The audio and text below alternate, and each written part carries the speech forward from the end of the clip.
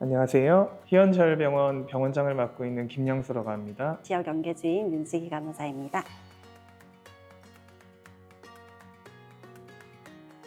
가장 흔하게 볼 수 있는 중추신경계 질환들을 꼽자면 뇌졸중, 외상성 뇌손상, 그리고 척수손상, 뇌혈관이 막혀서 생기는 뇌경색, 그리고 뇌혈관이 터져서 생기는 뇌출혈, 그리고 이런 질환들이 현재 우리나라에서는 단일 질환 사망률 1위를 기록하고 있습니다. 외상성 뇌손상 같은 경우에는 산업재해나 운동들의 취미 활동에 의해서 나타나는 경우도 많이 있고요. 연령대가 매우 다양하기 때문에 뇌졸중과는 다른 양상으로 후유증이 나타나는 경우가 많이 있습니다. 척수 손상 같은 경우에는 이것 역시 외상이나 퇴행성 질환, 자가면역 질환 등의 다양한 원인으로 발생할 수가 있고요. 뇌의 손상으로 생기는 후유증과는 또 다른 양상의 후유증들이 나타나는 질환입니다. 가장 많은 비율을 차지하는 중추신경계 질환은 역시 뇌졸중인데요. 환자마다 후유증의 양상과 정도가 매우 차이가 많이 나는 질환입니다. 오른쪽 팔다리 또 왼쪽 팔다리의 마비로 증상이 나타나는 편마비 증상이 나타나는 경우도 있겠고요. 운동 조절이 안 되는 운동 조절 장애, 혈관성 치매로 인한 인지 기능 장애,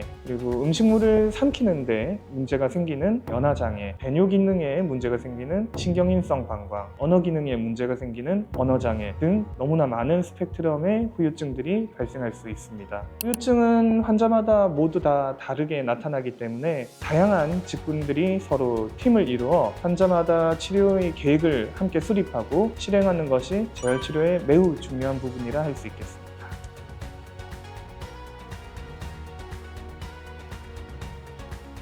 예를 들어서 오른쪽 다리를 담당하는 뇌 영역이 손상을 입었다. 그러면 뇌에 있는 다른 부분이 기존에 손상된 영역을 대신해서 오른쪽 다리를 움직이게 한다는 것이 바로 뇌 가소성이라는 것입니다. 그런데 이 뇌 가소성이라는 것은 뇌 손상 후 6개월 이내에 가장 효과적으로 나타나고요. 이로 인해서 환자의 기능이 향상되는 속도도 손상 후에 6개월까지가 가장 빠르게 나타나고 있습니다. 물론 환자마다 회복의 속도나 시간을 일률적으로 단정할 수는 없지만 다양한 연구 결과에 의해 증명된 내용입니다.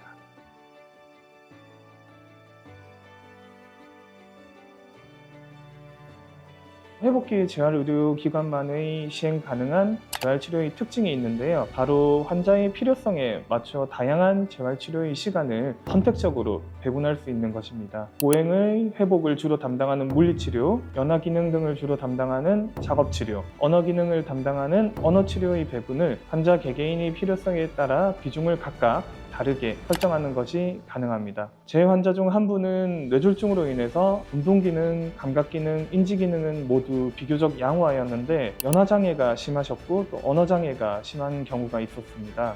이러한 경우에 회복기 재활의료기관에서는 하루 4시간의 재활치료를 연화재활과 언어재활치료에 집중해서 환자의 후유증을 최소화할 수가 있었습니다. 금전적으로 부담이 되었던 언어치료라든지 로봇 재활치료도 회복기 재활의료기관에서는 건강보험의 혜택을 받을 수 있게 되었습니다. 로봇 재활치료 같은 경우에는 마비로 보행장애가 있는 환자를 대상으로 로봇을 이용해서 재활치료를 하는 것인데요. 정확한 자세로 환자가 보행을 할 수 있게 하고 치료시간 대비 걸음수를 기존 재활치료사와 함께하는 치료에 비해서 3배 이상 가능하게 해서 뇌 가소성을 최대한 이용할 수 있게 됩니다. 그래서 환자의 회복을 빠르게 그리고 후유증을 최소화할 수 있게 도와주는 아주 고마운 기계라고 볼 수가 있겠습니다.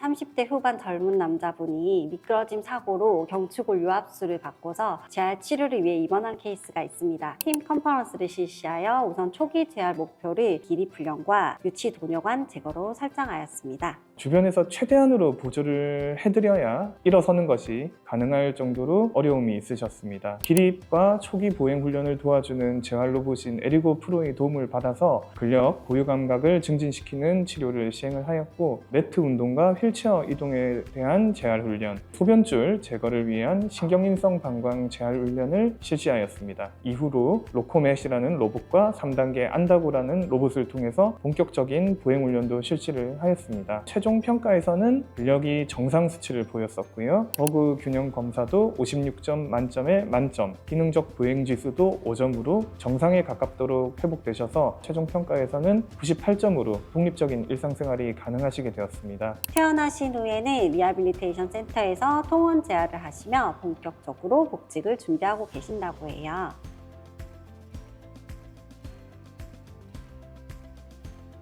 매일 재활 치료를 받다가 중단할 경우에는 이제 근력이 약해지거나 경직이 더 심해지거나 하는 경우도 흔하게 관찰이 되고 있습니다. 재활 납병동 제도라고 있는데요. 이 제도는 아침에 이제 병원으로 오셔서 6시간 동안 재활 치료도 받고 다양한 프로그램도 실시하고 그렇게 하고 난 뒤에 오후에 자택으로 퇴원하시는 제도입니다. 또 환자가 자택에서의 생활에 더욱 잘 적응을 할 수 있도록 돕는 방문 재활 제도가 있습니다. 물리치료사님 그리고 작업치료사님이 직접 자택으로 방문을 해서 하루 60분간 재활치료를 실시하는 것인데요. 기존 병원에서의 재활치료는 환자가 자택에서 겪는 다양한 어려움을 100% 재현을 할 수가 없기 때문에 자택에서 개별적으로 접근해서 거기에 맞게 치료를 할 수가 있겠습니다. 자택의 물리적인 환경이 환자의 생활에 너무 큰 어려움을 조장하는 경우에는 본원에서는 재활환자 주택 개보수팀을 운영을 하고 있습니다. 재활치료사님, 사회복지사님, 시설 기사님들이 자택을 직접 방문해서 장치라든지 이런 걸 설치를 하시거나 직접 개보수를 진행을 해드리고 있습니다.